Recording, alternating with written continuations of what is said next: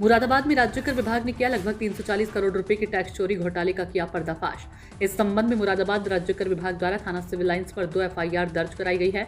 FIR में tax चोरी में शामिल क्रेता विक्रेता ट्रांसपोर्टर के नाम दर्ज किया गया मुकदमा स्क्रैप का माल एके एंटरप्राइजेज लखनऊ द्वारा मुजफ्फरनगर की सौरभ एंटरप्राइजेज को बेचा गया था। राज्य कर विभाग के सचल दल ने लोहे के स्क्रैप से भरे ट्रक को शक होने पर चेक किया, तब खुला सारा मामला। 122 बोगस फर्म में 1811 करोड़ का कारोबार किया जा रहा था। विभाग की टीम ने एक हफ्ता पहले कार्रवाई करते हुए 2 ट्रक पकड़े जिनमें लोहा और अन्य धातुएं लदी हुई थी। जांच में पता चला कि ट्रक बिना किसी वैध बिल और ई-वे बिल के लिए चल रहे थे। रियाज आलम राजा की रिपोर्ट। सर, आपके विभाग के द्वारा मुरादाबाद के सिविल लाइन में 2 एफआईआर दर्ज कराई है। जी, हम लोगों ने कुछ दिन पहले, लगभग एक सप्ताह पहले 2 ट्रक पकड़े थे, सचल इकाइयों द्वारा पकड़े गए थे, जिसमें आयरन स्क्रैप का परिवहन किया जा रहा था। इसमें बेचने वाली फर्म एके एंटरप्राइजेज लखनऊ में पंजीकृत थी और माल दिखाया गया था मुजफ्फरनगर की सौरभ एंटरप्राइजेज को जा रहा था।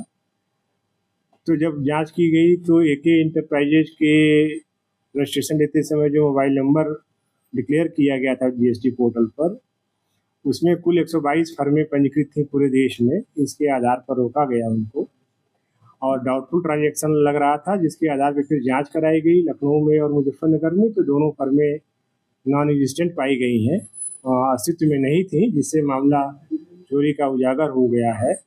और पूरे देश में जो फर्में पाई गई हैं, इसकी रिपोर्ट शासन को बना के भेज दी गई है कि इस प्रदेश में कितनी कितनी फर्में हैं और कितना कितना ट्रांजैक्शन उन्होंने किया है और कितनी आईटीसी बोगस पासान की गई है एक दूसरे को। तो इन 122 फर्मों में हमारे 72 फर्में केंद्रीय क्षेत्राधिकार की हैं और 50 फर्में प्रांतीय क्षेत्राधिकार की अलग अलग राज्यों में हैं।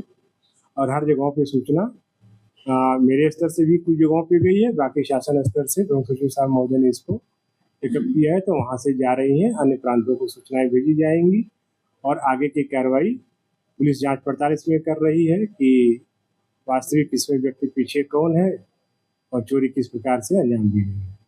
सब मुख्य आरोपी इसमें किसे?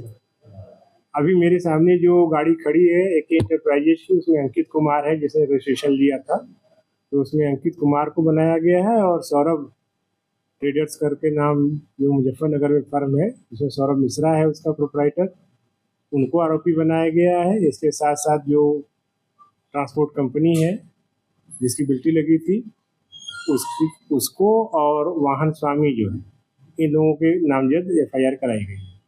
सर, इसमें क्या मोबाइल नंबर, जो कितने मोबाइल नंबर इस्तेमाल किए जा रहे थे और किस तरीके से घोटाला विभाग के सामने? जीएसटी पंजीयन की प्रक्रिया ऑनलाइन है। ऑनलाइन पंजीयन प्राप्त करते समय मोबाइल नंबर पंजीकृत कराया जाता है, ईमेल पंजीकृत कराया जाता है पोर्टल पर।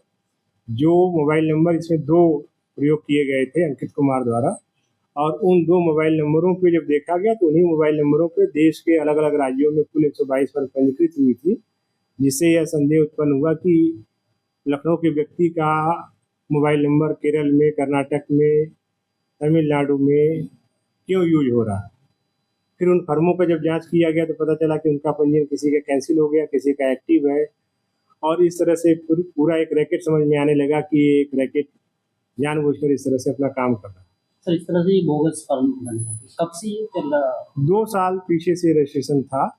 बहुत सी फर्मों में तो कोई काम नहीं हुआ है, कुछ फर्में एक्टिव है। ये लोग कुछ दिनों तक इस तरह से रहते हैं कि पंजीयन लेने के बाद स्लीपर सेल की तरह काम करते हैं, कोई टर्नओवर नहीं दिखाते हैं। बाद में जब इनको विश्वास हो जाता है कि विभाग इनको नहीं देख पाया है और अब ये कुछ कर सकते हैं, तो उस समय फिर ये एक्टिव होकर अपने इनवॉइसेज वगैरह काटते हैं। तो कितना जीएसटी चोरी का मामला है? अभी तक जो हम लोगों ने पकड़ा है लगभग इसमें 340 करोड़ रुपए की आईटीसी बोगस इधर से उधर गई है, जिसमें एक्चुअल माल कहीं और गया, इनवॉइसेज कहीं और गई, जिसका लाभ किसी और ने लिया। तो जब विस्तृत जांच होगी तो उसमें पता चलेगा कि इसमें कितना टैक्स चोरी आई, ये बढ़ भी सकती है, और कौन वास्तविक इसका बेनिफिशियरी है या किसको फायदा मिला, ये बाद में पता। सर, टर्नओवर की बात करें, कितना टर्नओवर? लगभग 1811 करोड़ आया था कल तक जो मैंने जोड़ा था।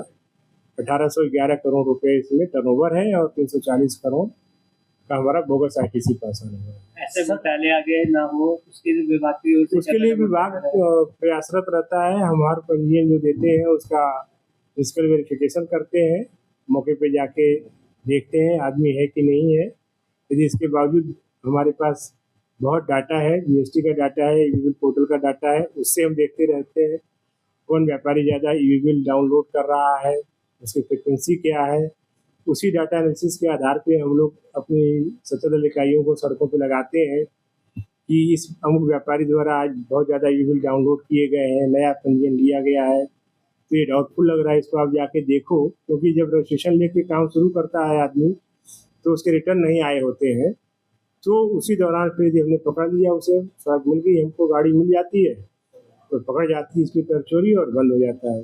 सर बेनिफिशियरी कितने हैं इसमें और क्या ये बढ़ भी अभी ये सकते हैं? अभी कहना जल्दबाजी होगी, क्योंकि असली बेनिफिशरी तक पहुंचने में जब तक जांच आगे नहीं होगी इसमें तब तक नहीं पता होगा कि असली बेनिफिशरी कौन है। क्योंकि ज़्यादातर फर्में इसमें बोगस निकलेंगी, कैंसिल होता जाएगा रजिस्ट्रेशन।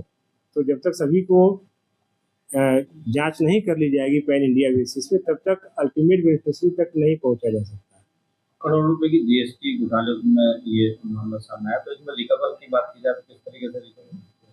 जो फर्म चलती हुई रहेगी, इसमें कुछ फर्में होंगी जो वास्तव में चल रही होंगी, एक्टिव होंगी, वास्तविक होंगी, तो जो वास्तविक व्यक्ति होगा उससे रिकवरी होगी, और जो मास्टरमाइंड हमको मिल जाएगा इसमें जांच पड़ताल में यदि, तो उससे भी हम रिकवरी कर सकते हैं।